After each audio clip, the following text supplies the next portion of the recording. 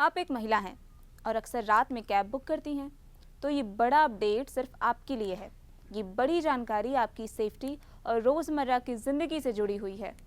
अगर आप ride book कर रही हैं और आपको लग रहा है कि राइड जो बुक हुई है उसका पुरुष ड्राइवर ठीक नहीं होगा, तो उसको आप नए नियम के बाद बदल सकते हैं।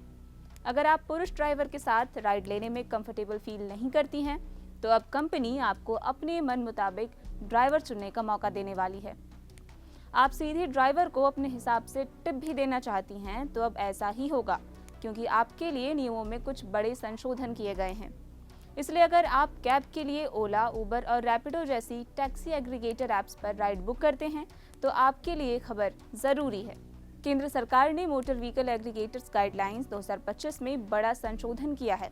इसके तहत जल्द ही ओला, उबर और रैपिडो जैसे कैब एग्रीगेटर ऐप्स पर राइड बुक करते वक्त यात्रियों को ड्राइवर का जेंडर चुनने का विकल्प मिल सकता है। यानी फीमेल पैसेंजर्स अपनी राइड के लिए महिला ड्राइवर को प्रायोरिटी दे सकेंगी। इसके साथ ही सरकार ने टिपिंग सिस्टम को भी ज़्यादा पारदर्शी बनाने के लिए निर्देश दिए हैं। ये दोनों नियम अब आपको विस्तार में बताते हैं। पहला है जेंडर चॉइस फीचर।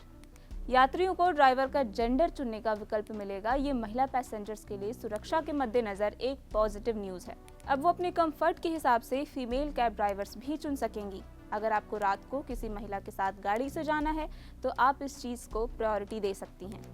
लेकिन इसमें एक डिफ़िकल्टी भी है।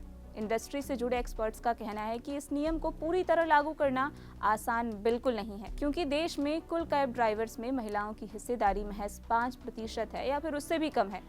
ऐसे में हर समय महिला ड्राइवर उपलब्ध कराना मुश्किल हो सकता है और इससे ऑन डिमांड सर्विस पर भी इफेक्ट पड़ेगा और वेटिंग टाइम भी बढ़ सकता है, खासकर रात के समय जब डिमांड तो ज़्यादा होती है पर ड्राइवर कम। अब बात करते हैं दूसरे बदलाव के बारे में। टिपिंग सिस्टम में भी चेंजेस। सरकार ने टिप देने के नियमों को भी पारदर्शी बना दिया है। अब यात्री सफर पूरा होने के बाद ड्राइवर को अपनी मर्जी से टिप दे सकेंगे। टिप देने का ऑप्शन सिर्फ ट्रिप खत्म होने के बाद ही मिलेगा और पूरी की पूरी टिप ड्राइवर को ही मिलेगी।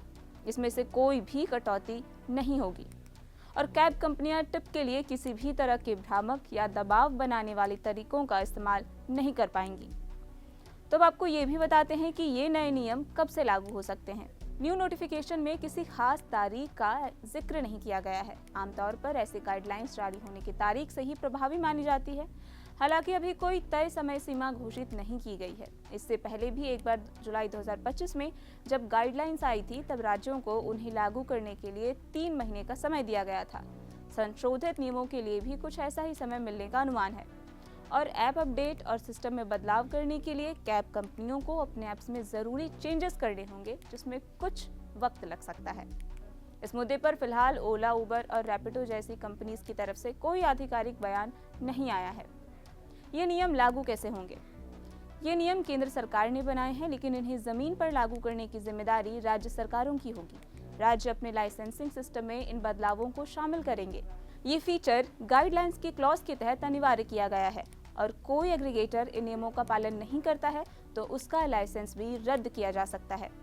देखिए, ये बदलाव केंद्र सरकार की ओर से जारी मोटर व्हीकल एग्रीगेटर्स गाइडलाइंस 2025 में किए गए संशोधनों का एक हिस्सा है। इनका मकसद है यात्रियों की सुरक्षा बढ़ाना, कैब सर्विसेज को ज़्यादा भरोसेमंद बनाना और ड्राइवरों की कमाई को और बेहतर बनाना है।